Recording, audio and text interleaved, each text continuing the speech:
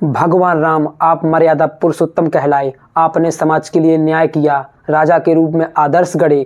लेकिन प्रभु, एक सवाल आज भी हृदय को कचोटता है। क्या आप पति के रूप में न्याय कर पाए?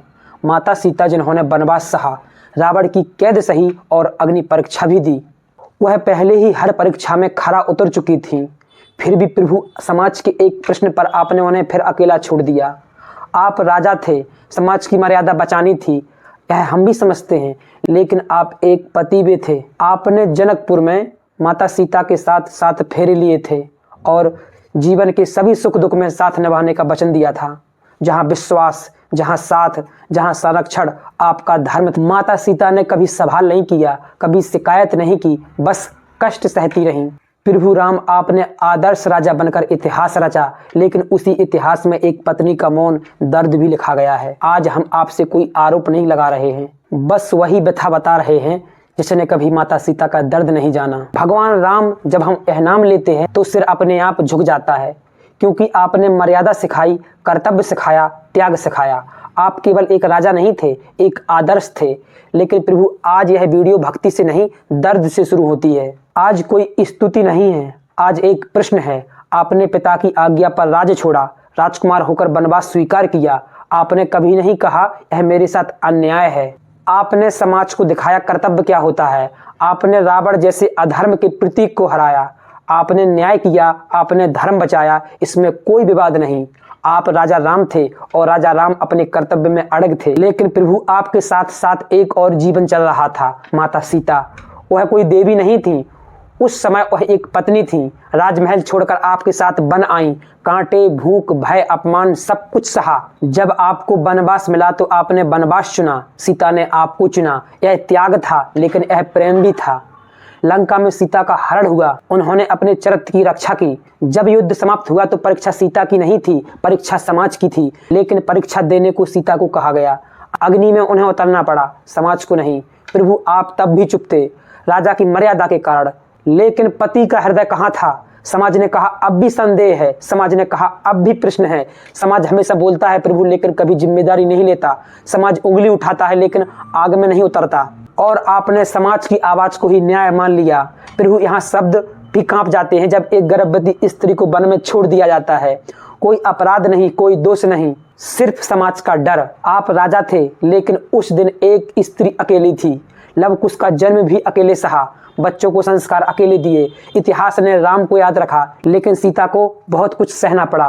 माता सीता ने कभी आरोप नहीं लगाया, कभी विद्रोह नहीं किया, उन्होंने मौन चुना। लेकिन प्रभु, मौन भी एक उत्तर होता है, पर मौन कभी कभी सबसे ऊंची आवाज होता है। जब धरती ने सीता को अपनी गोद में लिया, वह पल आपके जीवन का भी सबसे बड़ा निर्णय था। यह वीडियो यह नहीं कहता कि आप गलत थे, लेकिन यह प्रश्न पूछता है, क्या राजधर्म हमेशा पति धर्म से ऊपर होता है? क्या समाज की मर्यादा व्यक्ति के विश्वास से बड़ी होती है? यदि आज कोई स्त्री सीता की तरह त्याग करे तो क्या समाज उसे देवी कहेगा या फिर भी सवाल करेगा? आज भी सीता जैसी स्त्रियां हैं, आज भी समाज वही है, आज भी त्याग स्त्री से ही मांगा जाता है और पुरुष धर्म के नाम पर मौन हो जाता है। प्रभु राम, यह वीडियो आप पर आरोप नहीं है, यह हमारी पीड़ा है। यदि आपको फिर जन्म मिले तो माता सीता के साथ अपने सभी पति धर्म को निभाइएगा, क्योंकि राजा इतिहास बनाते हैं, लेकिन पत्नी उसका जीवन बनाती है। राम राम ना होते अगर राम के जीवन में माता सीता ना होती। प्रभु राम, आप भगवान हैं, यह हम भी मानते हैं, लेकिन आप मर्यादा पुरुषोत्तम इसलिए हैं क्योंकि आपने मनुष्य बनकर जीवन जिया। आप रोए, आप दुखी हुए, आपके निर्णय कठिन थे। तो फिर एक प्रश्न उठता है, यदि आप मनुष्य थे तो क्या आपके निर्णय निरपेक्ष और निष्कलंक ही होंगे या फिर वे भी संघर्ष से भरे होंगे? यदि ऐसा है प्रभु, तो हमें अस्वीकार करना चाहिए कि आप पूर्ण थे, लेकिन आपकी पूर्णता त्याग और पीड़ा से बनी थी, और उस पीड़ा का सबसे बड़ा भार माता सीता को उठाना पड़ा। हमने सीता को देवी बना दिया, इतना ऊंचा बैठा दिया कि उनका दर्द दिखाई नहीं देता। देवी रोती नहीं, देवी शिकायत नहीं करती, लेकिन स्त्री रोती है। सीता भी रोई होंगी, रात रात भर रोई होंगी, लव कुश के जन्म से पहले सोचती होंगी, क्या मेरा अपराध इतना बड़ा था? लेकिन इतिहास ने उन आंसुओं को नहीं लिखा, क्योंकि इतिहास राजाओं का लिखा जाता है, त्याग करने वालों का नहीं। प्रभु, आपके चारों ओर भाइयों का प्रेम था। लक्ष्मण ने वन में आपकी सेवा की, भरत ने राजगद्दी ठुकरा दी, लेकिन किसी ने यह नहीं पूछा कि भाभी माता को क्यों अकेला छोड़ा जा रहा है। क्या उस समय भी समाज का भय इतना भारी था या फिर स्त्री का कष्ट इतना सामान्य माना जाता था कि प्रश्न ही नहीं उठता। हम आज भी कहते हैं कि सीता जैसा त्याग करो। हम त्याग सिखाते हैं सिर्फ स्त्रियों को और कर्तव्य का भार उसी के कंधों पर डाल देते हैं। सीता का त्याग आदर्श नहीं है, यह एक चेतावनी है कि यदि समाज अंधा हो जाए तो सबसे पहले न्याय मरता है। समाज कभी खुद कटघरे में नहीं खड़ा होता, वह सवाल करता है, आरोप लगाता है, लेकिन जब परिणाम आता है तो पीछे हट जाता है। सीता वन में रही लेकिन समाज अपने घरों में सुरक्षित रहा और प्रभु आप समाज की आवाज सुनते रहे। लेकिन क्या आपने कभी सीता की खामोशी सुनी? यह भी सच है, आपका जीवन भी सुखों से भरा नहीं था। आपने भी सीता को खोया, आपने भी अधूरापन जिया, आपने भी कष्ट सहे, आपने भी जीवन भर उस निर्णय का भार ढोया। शायद यही आपकी सबसे बड़ी तपस्या थी, राजा होकर भी अकेला रह जाना। यह वीडियो राम के विरोध में नहीं है, यह वीडियो माता सीता के पक्ष में है।